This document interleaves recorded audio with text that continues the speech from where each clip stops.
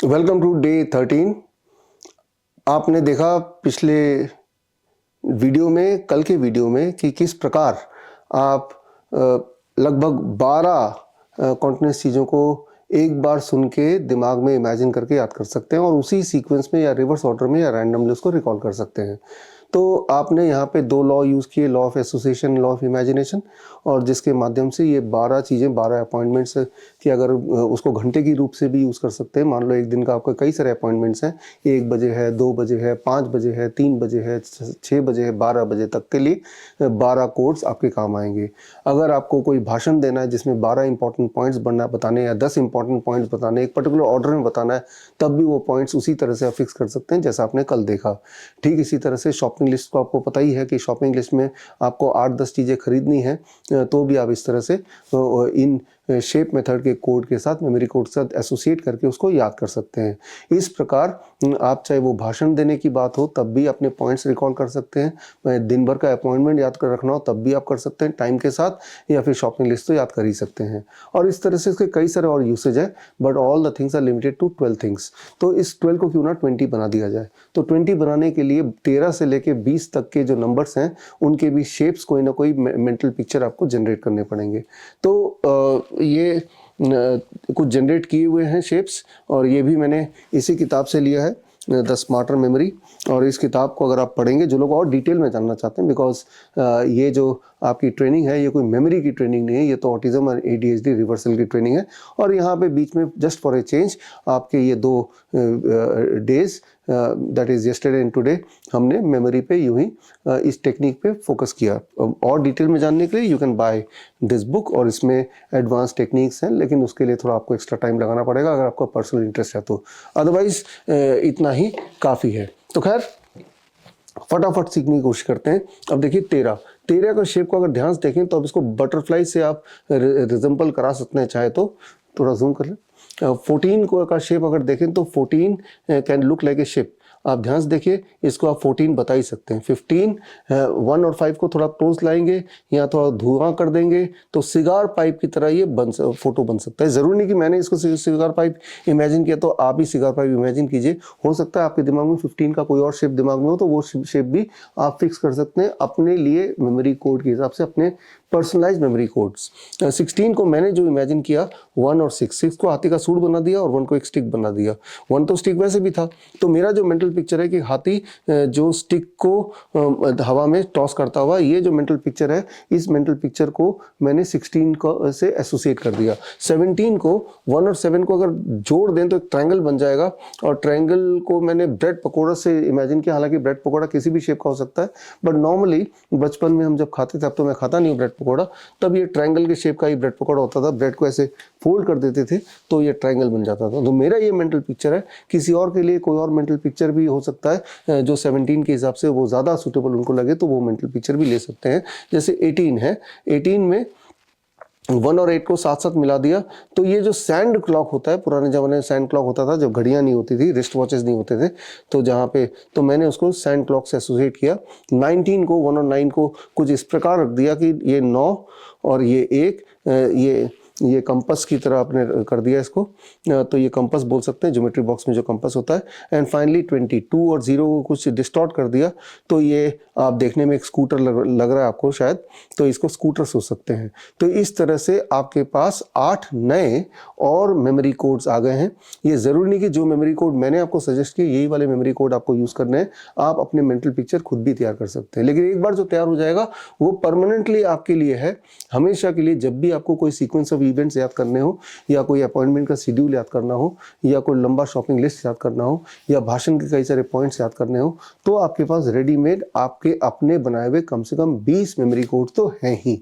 और इन्हीं 20 को यूज़ करके कभी कभी जब चाहे आप बड़े आसानी से चीज़ों को याद कर सकते हैं या रिकॉल कर सकते हैं। और सबसे इम्पॉर्टेंट बात, जैसा कि मैं पहले करता था, आज से 25-30 साल पहले स्टेज पे डेमोन्स्ट्रेट भी करता था, राइट। मतलब ऑडियंस अपने अपने शॉपिंग लिस्ट देती थी, एक एक करके वर्ड, उसको मैंने सुना और सुनते ही उसी ऑर्डर में बता दिया, और वो हैरान होते थे। और जब मैं बता रहा हूँ उनको तो याद है नहीं, तो कोई ना कोई उसको पीछे से लिख भी रहा है ताकि ऑडियंस उसको रेफर कर पाए। तो इस तरह से कई तरीके से इसको हम यूज़ करते थे, चाहे पब्लिक को, ऑडियंस को एक आश्चर्यचकित करने के लिए, या अपने पर्सनल काम के लिए, या भाषण के लिए। तो ये मेमोरी टेक्निक्स हैं। या रास्ते याद करने के लिए भी कई बार मैं यूज़ करता हूँ। तो इसके कई सारे यूसेज हैं। या जो सेक्शन, सब सेक्शन, क्लॉजेस, सब क्लॉजेस लॉ में होता है, सीए में होता है, हिस्ट्री के डेट्स याद करने में। तो इसके बहुत प्रकार के यूज़ हैं। खैर उतने डिटेल में हम जाएंगे नहीं, because we have a limited time, और हमारा मुख्य वैसे भी फोकस है autism and ADHD, neuro developmental disorder को रिवर्स करने के लिए क्या क्या इंपॉर्टेंट है, दैट इज़ मोर इम्पॉर्टेंट। लेकिन यहाँ पे जस्ट फॉर ए चेंज हम इसको इस बात को डिस्कस कर रहे हैं। और मेमोरी कहीं ना कहीं लूजली हमारे ब्रेन, न्यूरो डेवलपमेंटल से कहीं ना कहीं रिमोटली जुड़ा है ही।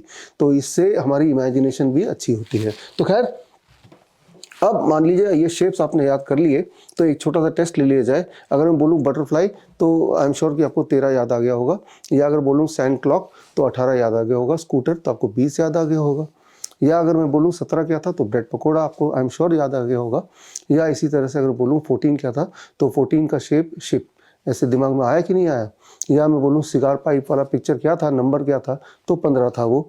तो इस तरह से आई एम श्योर कि आपके दिमाग में मेंटल पिक्चर आ गया होगा। यानी कि अब आपके 20 मेमोरी कोड तैयार है चीज़ों को याद करने के लिए। थोड़ी सी इस वाले नए मेमोरी कोड में एक छोटी सी प्रैक्टिस कर लेते हैं। मान लीजिए पूरे दिन भर में आपके कुछ नए तरह के काम हैं जो शेड्यूल्ड है, जो नॉर्मली रूटीन वर्क में नहीं करते। जो रूटीन वर्क में करते हैं वो तो यूं ही याद रहता है, लेकिन कुछ स्पेसिफिक चीज़ें हैं जो आज करनी है या कल करनी है, वही हम भूलते हैं, राइट। जो आपकी इंटरेस्ट का नहीं लेकिन करना ज़रूरी है, वही हम भूलते हैं। तो मान लीजिए मैं आपको एक रैंडम शेड्यूल देता हूँ और देखते हैं वो शेड्यूल आपको याद रहता है कि नहीं, और उसको हम इन्हीं चीज़ों से जोड़ के देखते हैं। 1 से 12 तक की तो प्रैक्टिस मैंने कल करा ही ली थी, और आई एम श्योर कि उसके बाद घर पे शाम को आपने एक बार और टेस्ट करके देख लिया होगा। तो क्यों ना उसके बाद की चीज़ों को थोड़ा हम टेस्ट करके देख लेते। तो हम यहाँ पे शुरू करेंगे 13 से।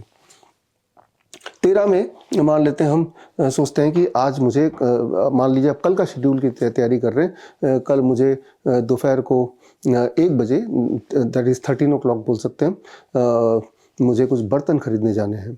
तो आप जहाँ पे बर्तन खरीदने जाते हैं वो वाला मेंटल पिक्चर देखिए, और वहाँ पे बर्तन बेचने वाला कौन है, बहुत सारे तितली बैठी हैं और वही बर्तन बेच रहे हैं। इतना मेंटल पिक्चर 1 सेकंड के लिए काफ़ी होता है। फिर मान लेते हैं 2 बजे यानी कि 14, राइट, उसका अगला काम जो है सिलेंडर भरवाना है, गैस सिलेंडर खत्म हो गया है। तो आप शिप में बहुत सारा सिलेंडर रखा है, बस 1 सेकंड देखिए, एनफ, देखना ज़रूरी है, राइट। 15 कि उसके बाद जो मेरा सूट है उसको ड्राई क्लीन करने देना, बहुत गंदा हो गया, वहाँ कहीं से जल भी गया है। तो आप सूट देखेंगे और सूट के सारे पॉकेट चेक कर रहे हैं आप, और ड्राई क्लीन देने से पहले उसमें सिगार पाइप हर जेब में मिल रहा है और उसी से वो जल गया है। ऐसा मेंटल पिक्चर आप देख सकते हैं। और उसके बाद मान लीजिए आपको जाना है अपने एक बॉस के घर में कुछ रिपोर्ट देने के लिए। तो बॉस के घर में आप हाथी पे चढ़ के जा रहे हैं और रिपोर्ट आपने सिर पे लादा हुआ है, और हाथी के साथ एक स्टिक, ऐसे ही देख लीजिए ताकि 16 याद रहे। और उसके बाद मान लीजिए आपको अपने बच्चे को ट्यूशन छोड़ने जाना है। तो दिमाग में मेंटल पिक्चर बता सकते हैं कि ट्यूशन आप गए, लेकिन वहाँ जाके देखा कि ट्यूशन टीचर ब्रेड पकौड़ा खा रहे हैं और सारे बच्चों को ब्रेड पकौड़ा खिला रहे हैं। इतना छोटा सा मेंटल पिक्चर काफ़ी होगा। और उसके बाद अगला काम जो आपको करना है, मान लेते हैं कि आपके बच्चे को उसके दोस्त के घर फाइनली छोड़ के आना है। तो बड़ा सिंपल है, आप इमेजिन कर लीजिए एक दोस्त के बच्चे का, किसी भी दोस्त बच्चे के दोस्त का चेहरा और आपके अपने बच्चे का चेहरा, और दोनों चेहरा, दोनों जो सैंड क्लॉक है इसमें दोनों चेहरे दिख रहे हैं। अच्छी तरह एक बार देखने की ज़रूरत है। और ये सारे काम खत्म करने के बाद बिना भूले मुझे इलेक्ट्रिक बिल वाले ऑफिस में जाना है, क्योंकि इलेक्ट्रिक बिल उसने ज़्यादा दे दिया, उसको लड़के कम कराना है या वहाँ पे कंप्लेंट डालनी है। तो आपने इलेक्ट्रिक बिल वाले ऑफिस का मेंटल पिक्चर देखा, और ये याद रखने के लिए कि ये 19th वर्क है या 7 बजे करना है फॉर एग्जाम्पल।